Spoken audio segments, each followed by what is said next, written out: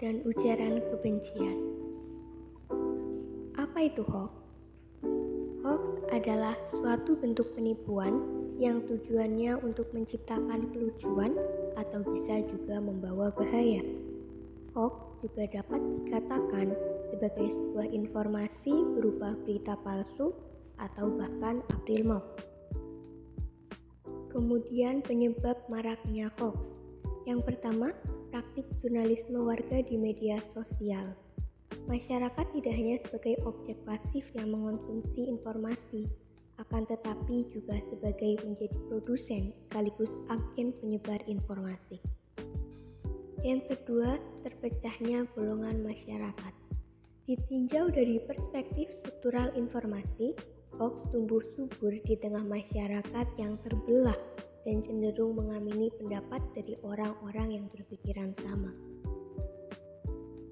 Jenis-jenis hoax. Yang pertama ada fake news atau berita palsu, clickbait, tautan jebakan, confirmation bias atau bias konfirmasi, misinformation atau informasi yang salah, satire, dan propaganda.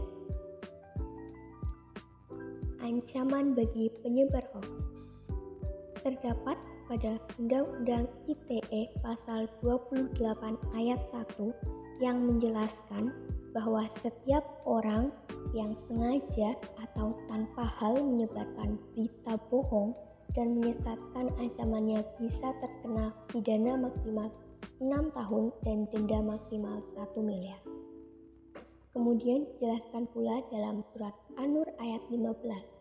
Ingatlah di waktu kamu menerima berita bohong itu dari mulut ke mulut, dan kamu katakan dengan mulutmu apa yang tidak kamu ketahui sedikit juga, dan kamu menganggap sesuatu yang ringan saja, padahal dia di sisi Allah adalah besar. Kemudian ujaran kebencian. Ujaran kebencian adalah semua bentuk ekspresi, verbal maupun tertulis yang menyebarkan, menghasut dan membenarkan kebencian. Pada umumnya terjadi pada media sosial dan penyebarannya cepat sehingga menimbulkan informasi yang keliru dan menimbulkan prasangka yang keliru juga. Penyebab terjadinya hoax yang pertama ada faktor diri individu. Contohnya seperti emosional, rendahnya mental, sakit hati atau bahkan dendam. Yang kedua, ketidaktahuan masyarakat. Terkadang kurangnya sosialisasi atau penyuluhan kepada masyarakat menjadikan adanya kebencian tak sama. Yang ketiga, fasilitas dan sarana sangat berpengaruh sebab media elektronik sangat mudah dan cepat untuk didapatkan. Yang keempat, ada kurangnya kontrol internal. Pun dengan kontrol eksternal pada masyarakat menyebabkan seseorang tersebut kurang peduli terhadap lingkungan sekitarnya. Yang kelima ada kepentingan masyarakat. Yang terakhir ada bentuk-bentuk ujaran kebencian. Yang pertama eufemisme atau biasanya ditujukan sebagai menyinggung. Yang kedua desfemisme yaitu faktor ketakutan, kebencian, dan penghinaan. Ketiga labeling yaitu pemakaian kata-kata sensitif. Keempat stereotip yaitu penilaian yang mengandung unsur-unsur negatif. Tantangan dan resiko dunia maya.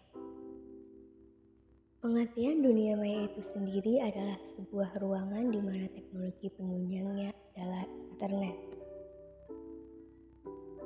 Contoh tindakannya yang pertama ada cybercrime yaitu tindak kejahatan dunia maya yang dilakukan dengan menggunakan perangkat teknologi.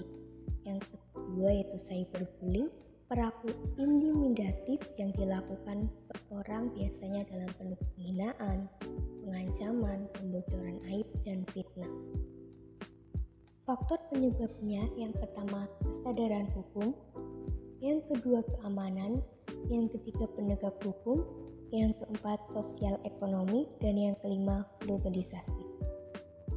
Sedangkan faktor penyebab cyberbullying yang pertama ada faktor individu seperti pengalaman kekerasan, persepsi, usia, kontrol psikologis, dan penggunaan zat adiktif. Yang kedua yaitu Keluarga, seperti pola asuh, dukungan keluarga, dan stres dari orang tua. Yang ketiga, faktor teman, biasanya adanya dukungan dari teman melakukan tindakan tersebut. Dan yang terakhir, adanya intensitas penggunaan sosial media, berupa intensitas dan kompetensi media yang etis.